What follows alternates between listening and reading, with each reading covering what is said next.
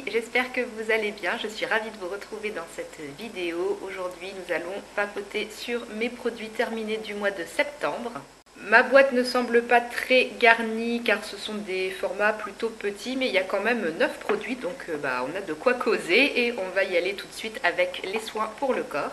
Tout d'abord, un produit qui vient d'une Beautiful Box, c'est une crème solaire de la marque Saint-Géron, marque inconnue au bataillon. Il n'y a rien d'inscrit concernant le SPF, mais j'étais retournée voir sur l'article que j'avais fait quand j'avais reçu ce produit dans la box et il me semble que c'était un SPF 30.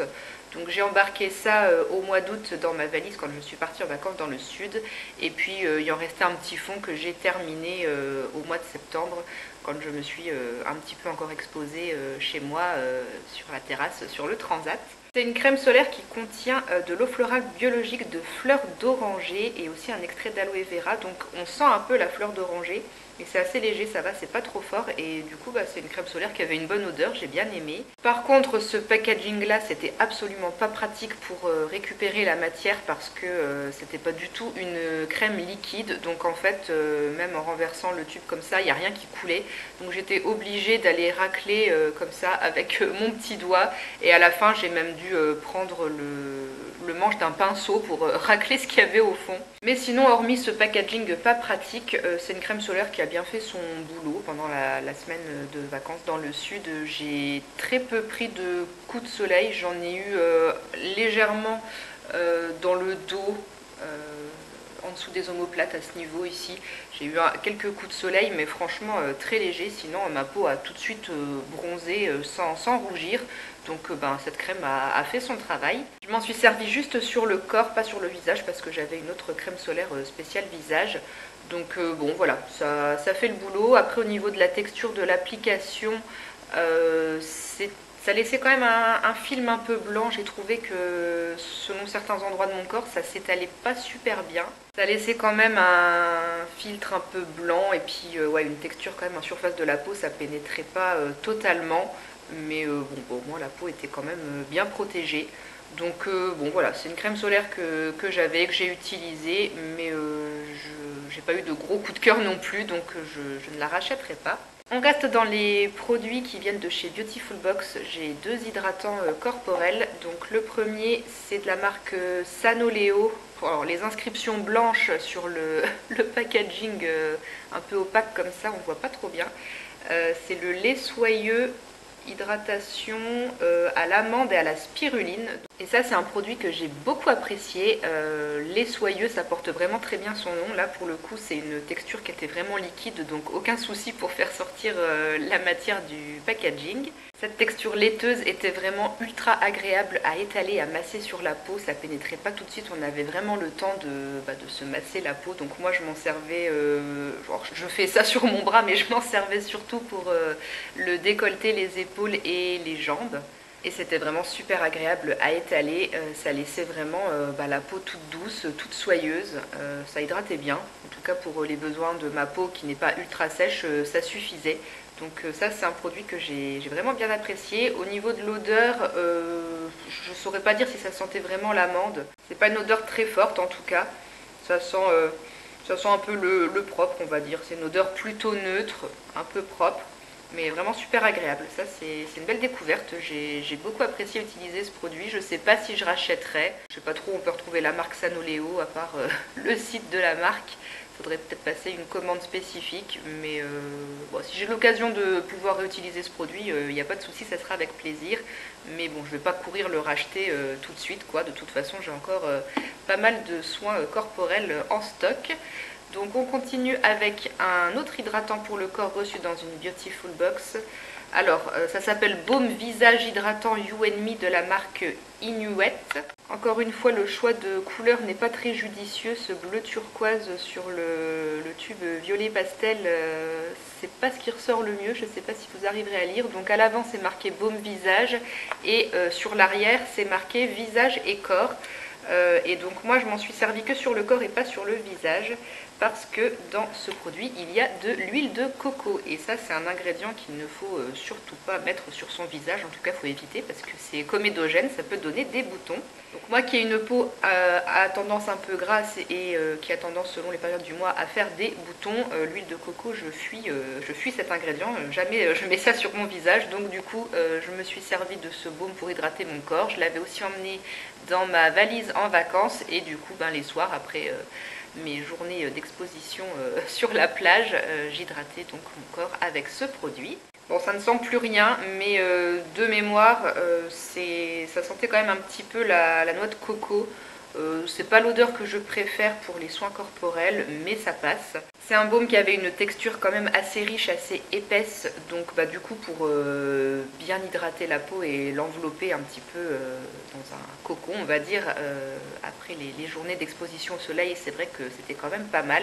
Niveau sensation, ça faisait du bien.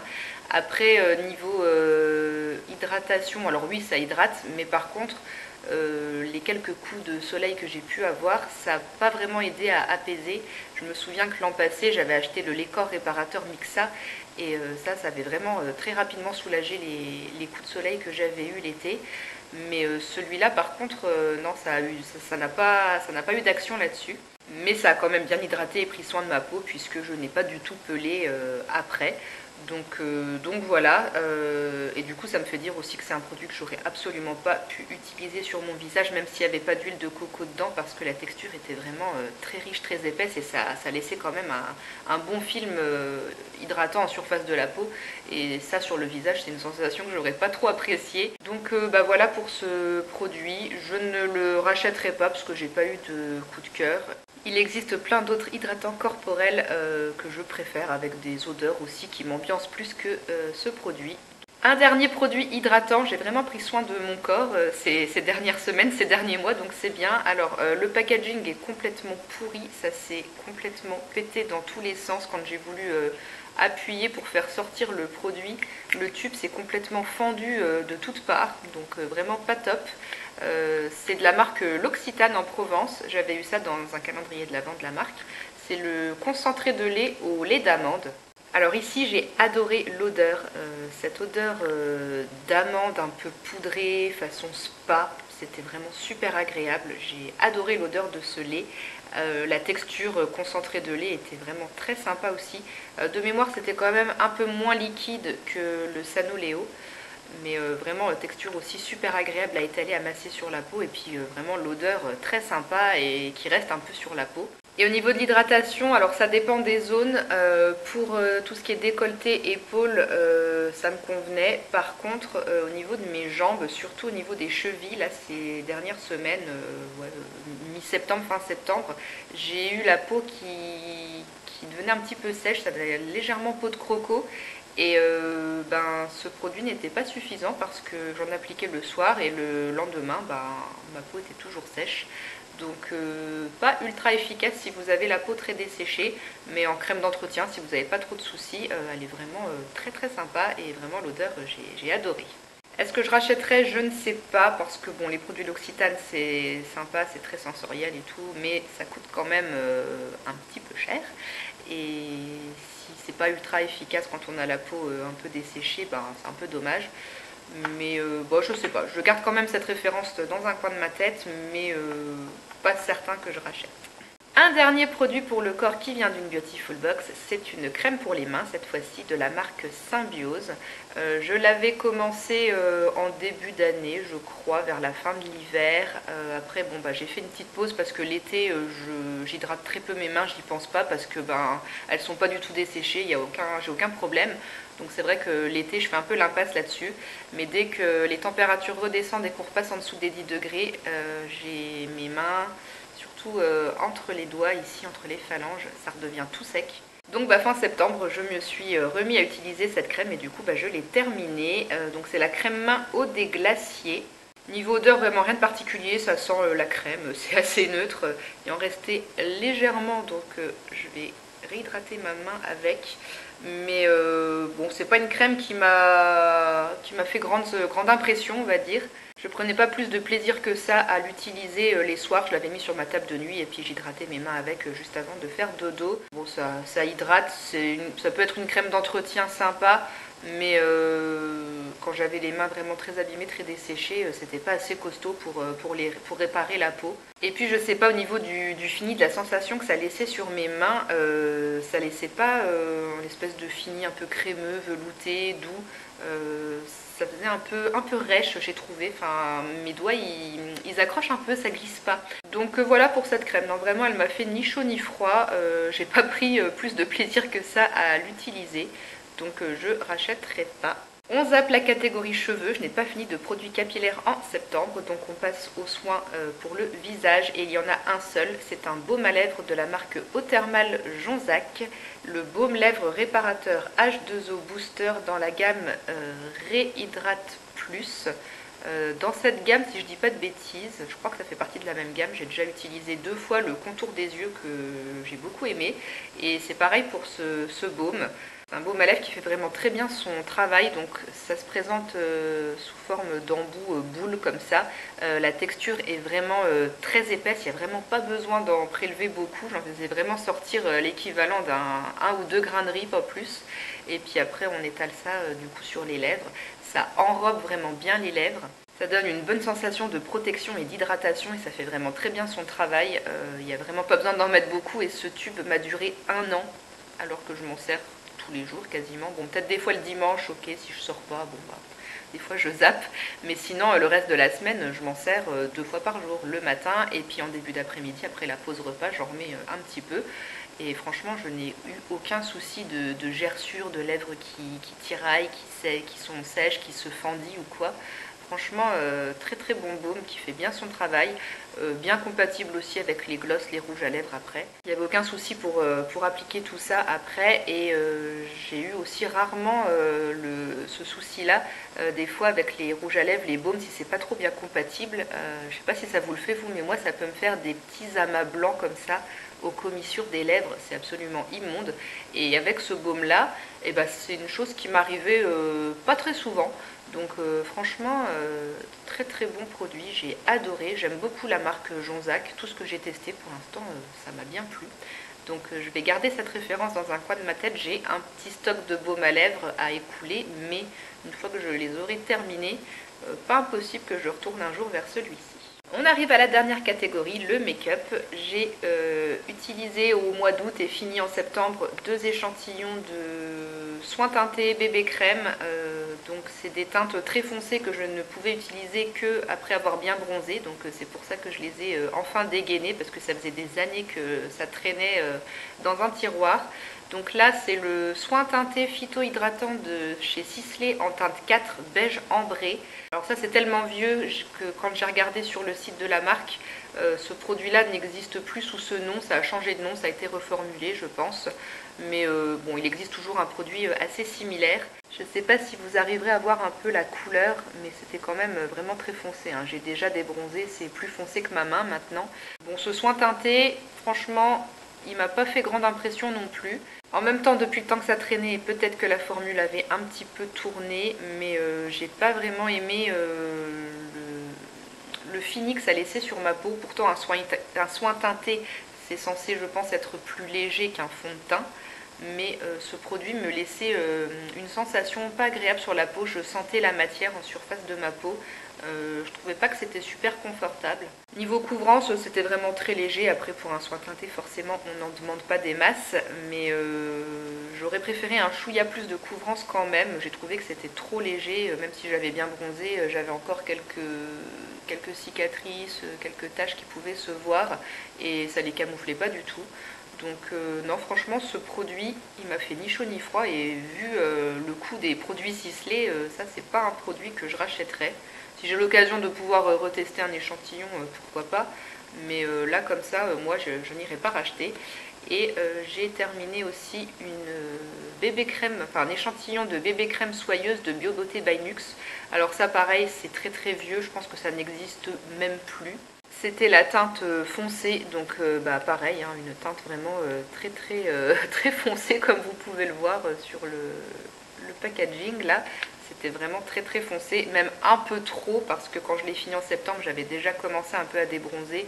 Du coup, je mélangeais cette bébé crème à un fond de teint un peu plus clair pour avoir bah, une couleur qui matchait bien.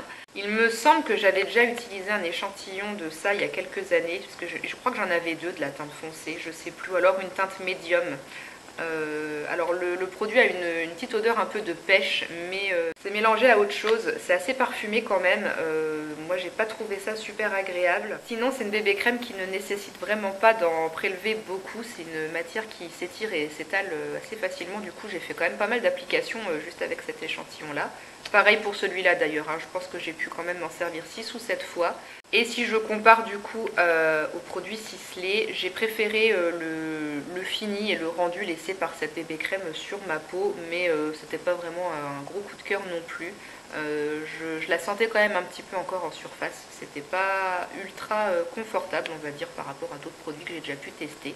Donc voilà pour ces deux produits foncés que j'ai enfin pu utiliser et virer de mes tiroirs et que je ne rachèterai pas. Et on va finir avec un produit que j'adore de chez Mavala, c'est l'huile sèche-vernis.